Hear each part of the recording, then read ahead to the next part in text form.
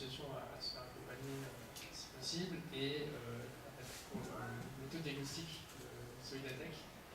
Et l'autodiagnostic d'Animafac aussi, du coup, on peut faire ici, qui sont complémentaires avec pas le même niveau de détail, parce qu'en fait, rien que prendre une heure pour répondre à des questions sur qu'est-ce qu'on utilise dans son association et où est-ce qu'on a identifié des besoins, en discuter avec les gens, ça peut lever ces idées reçues-là, qui est qu'on pensait que le besoin prioritaire par rapport au numérique, c'était ça, et souvent ça n'est pas forcément. Alors, est-ce qu'il y a quelques questions? C'est la dernière chance en fait, donc si vous avez des regrets, c'est maintenant. Après, ça sera fini. Bah, voilà. J'ai une question assez très pragmatique, hein, vous m'en excuserez, mais je profite d'avoir 3 spécialistes devant moi pour la poser, parce que je suis en train justement de faire ce travail d'identification des besoins que nous avons au sein de notre association qui commence à prendre de l'ampleur. Et peut-être que vous allez pouvoir me conseiller. Je cherche un logiciel qui pourrait être un peu l'équivalent de FileMaker Pro. On n'a pas les moyens d'acheter ce type de logiciel-là. Et d'un autre logiciel qui serait un peu Mailchimp, c'est-à-dire qui générerait des newsletters un peu sympas, pour une activité assez modeste, mais quand même sur lequel ça nous semble intéressant de communiquer. Alors, sur la première partie, je n'ai malheureusement pas de réponse. Sur Mailchimp, d'accord, je passerai la parole derrière. Sur Mailchimp, la question elle est compliquée, c'est-à-dire qu'il y a assez peu d'alternatives qui permettent de faire du mailing en masse parce que ça demande une infrastructure, ça coûte cher. Du coup, il y a Sendinblue qui est le concurrent français et on voit que toutes nos associations sont soit chez Mailchimp, soit Sendinblue. Les modèles économiques ne sont pas tout à fait les mêmes, c'est-à-dire que les deux ont une version gratuite, mais Mailchimp c'est sur un nombre de contacts et Sendinblue c'est un nombre d'envois. Selon si vous envoyez beaucoup de mails à pas beaucoup de contacts ou peu de mails à beaucoup de contacts, l'un peut être plus intéressant. Mais malheureusement on n'a pas tellement d'alternatives qui existent. On a la réponse. En fait, Framasoft est en train de travailler sur un projet, c'est ce que tu voulais dire, qui s'appelle Mobilisons, et qui va sortir en octobre, a priori, première version. Et si j'ai bien compris votre besoin, ça croise à la fois en effet une gestion de contact et une plateforme de gestion de projet, enfin de campagne. En octobre. Toujours pas de réponse sur la vidéo.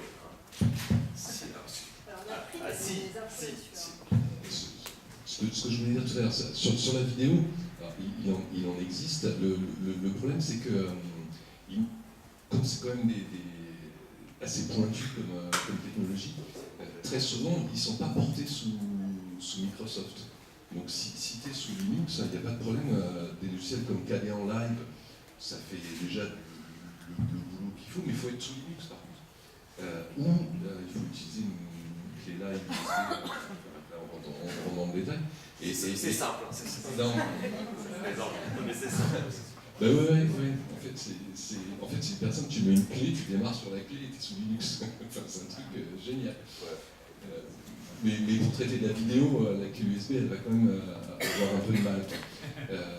Ou alors, il y a l'autre, là, pour le coup, je ne me souviens plus comment ça s'appelle en propriétaire, mais Cinelera, pour le coup, là, c'est un truc hyper complet en libre, mais qui fonctionne, encore une fois, sous Linux.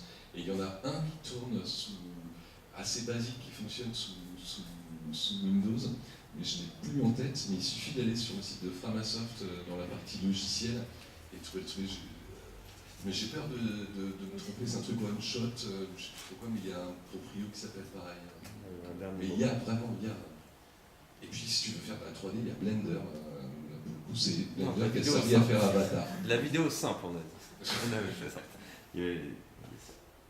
Je m'appelle Geneviève Boucher et je coordonne en ce moment l'organisation d'un grand débat qui rassemble des think tanks du numérique.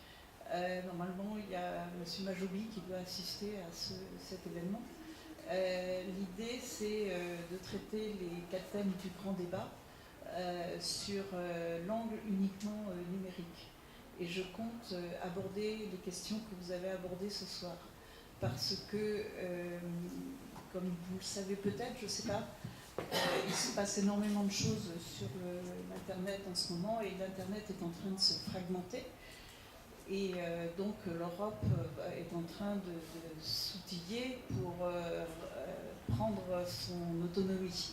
Alors c'est très chaotique, ça arrive un peu dans le désordre, on n'annonce pas les choses et on les fait, ou au contraire on annonce des choses et on ne les fait pas, parce que c'est très stratégique, donc c'est très compliqué. Je trouve que tout ce que vous avez dit ce soir, bien, j'en ai eu que le dernier tiers, je crois. Je suis désolée. Bon. Vous ne perdez pas votre temps, mais surtout accompagnez-nous dans nos démarches, parce que nous, l'idée qu'on essaye de faire émerger, c'est que ce qu'on appelle l'Internet, hein, qui va devenir un truc sans majuscule, c'est en fait un bien commun.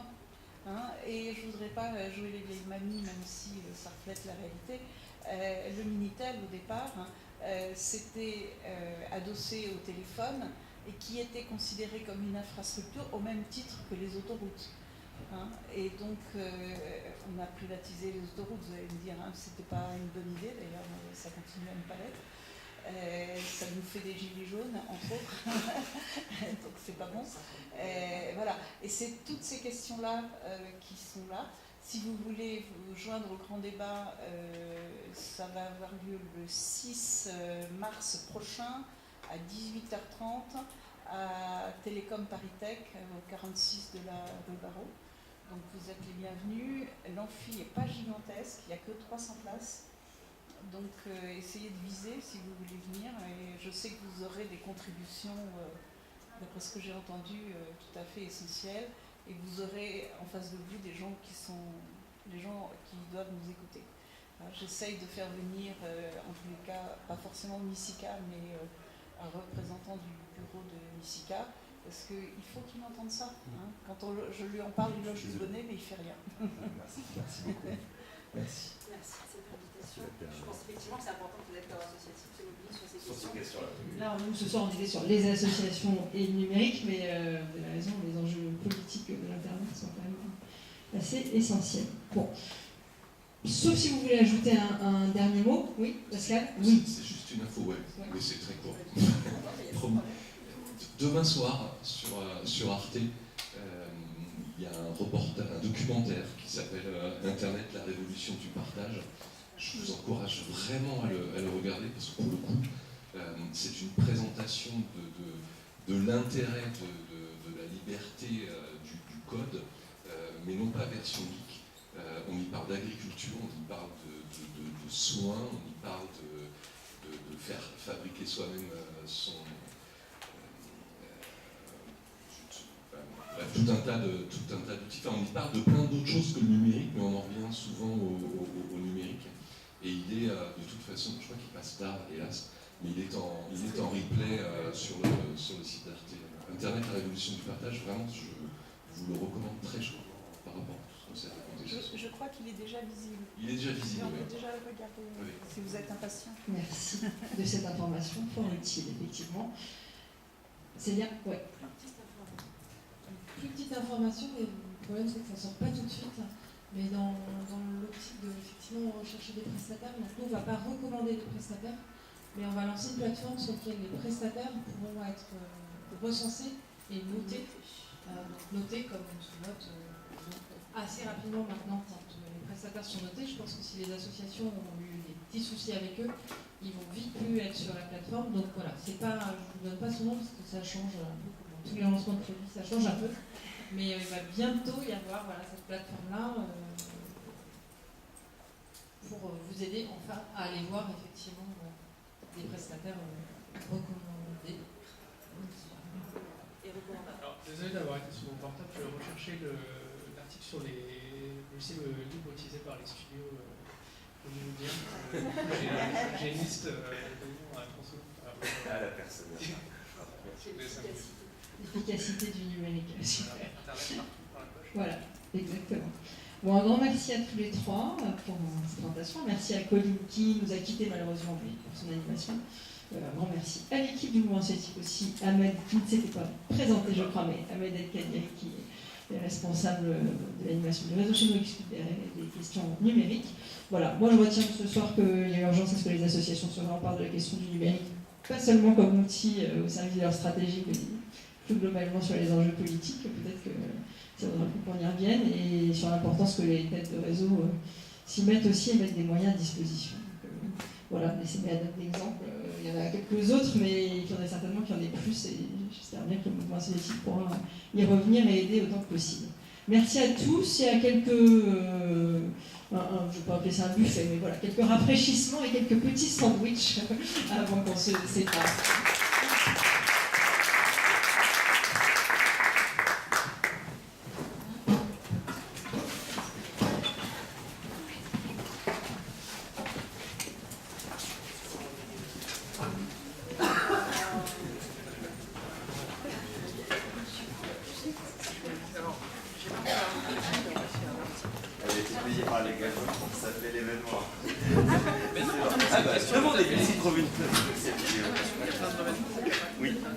Allez, c'est juste après la porte à gauche, après pour sortir un peu, c'est juste après à gauche.